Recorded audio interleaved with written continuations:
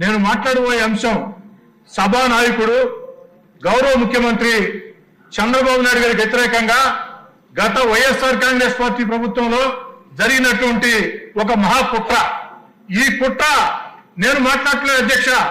గత రాత్రి ABN big debate లో వెంకటకృష్ణతో స్వయంగా సీనియర్ ఐఏఎస్ అధికారి, విశ్రాంత ఐఏఎస్ అధికారి పివి రమేష్ గారు చాలా స్పష్టంగా చెప్పారు అధ్యక్ష.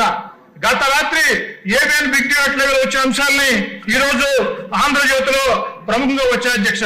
దీంట్లో పివి రమేష్ గారు చెప్పినటువంటి మాట ఏమిటంటే, నేను ఏనాడు కూడా స్కిల్ డెవలప్మెంట్ కేసులో పొరపాటు జరిగింది అని చెప్పలేదు. స్కిల్ డెవలప్మెంట్ కేసులో ఆ యొక్క చంద్రబాబు నాయుడు గారిని జైల్లో పెట్టేదానికి ఆనాటి ముఖ్యమంత్రి జగన్మోహన్ రెడ్డి గారు ఫైళ్లు మాయం చేశారు.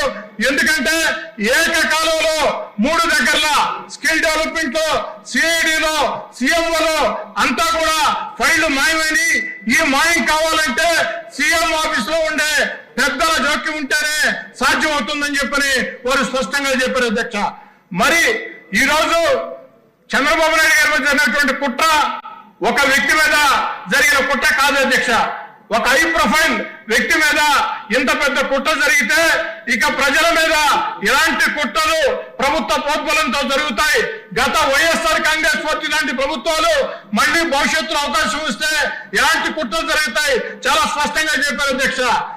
చాలా స్పష్టంగా పివి రమేష్ గారు కొత్తగా ఈ రోజు చెప్పలేదు అధ్యక్ష.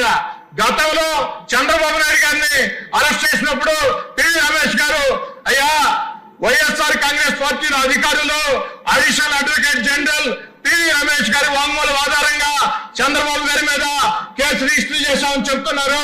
ఇది అవాస్తవం. స్కిల్ డెవలప్మెంట్ లో ఎలాంటి పొరపాటు జరగలేదు. కొన్ని లక్షల మందికి మేళ్లు జరిగాయి. నా యొక్క స్టేట్మెంట్ ని ఫ్యాబ్రికేట్ చేస్తున్నారని అదే మాట రాత్రి కూడా చెప్పారు అధ్యక్ష. ఒక సీనియర్ విశ్రాంత అధికారి కేసుని, వాంగ్మూలాన్ని ఫ్యాబ్రికేట్ చేశారంటే, తప్పుదారి పట్టించారంటే ఇది ఒక మహాకుట్ర అధ్యక్ష. దీని మీద ప్రభుత్వం స్పందించాలా మిమ్మల్ని కూడా అడుగుతున్నాను అధ్యక్ష నేను.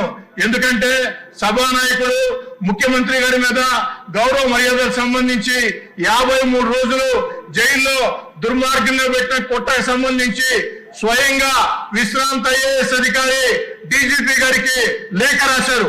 విశ్రాంత ఐఏఎస్ అధికారి దీని మీద విచారణ చేయమని డీజీపీ గారికి లేఖ రాస్తే ఆ లేఖ మీద డీజీపీ గారు స్పందించారా లేదా, స్పందించకుంటే ఎందుకు స్పందించలేదు, స్పందించి ఉంటే ఏం జరిగింది, దీని మీద తేల్చాలా.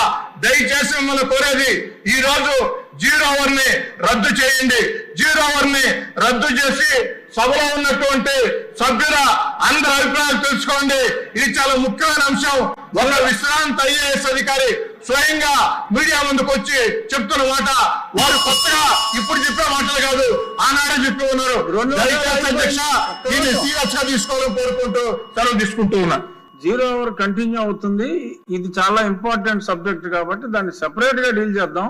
దానికి 0 అవర్ ని క్యాన్సిల్ చేసేసి చేయవలసిన అవసరం. ఇక్కడ సమాధానాలు ఉండవండి. 0 అవర్ లో సమాధానాలు ఉండవు. దయచేసి సీనియర్ శాసనసభ్యులు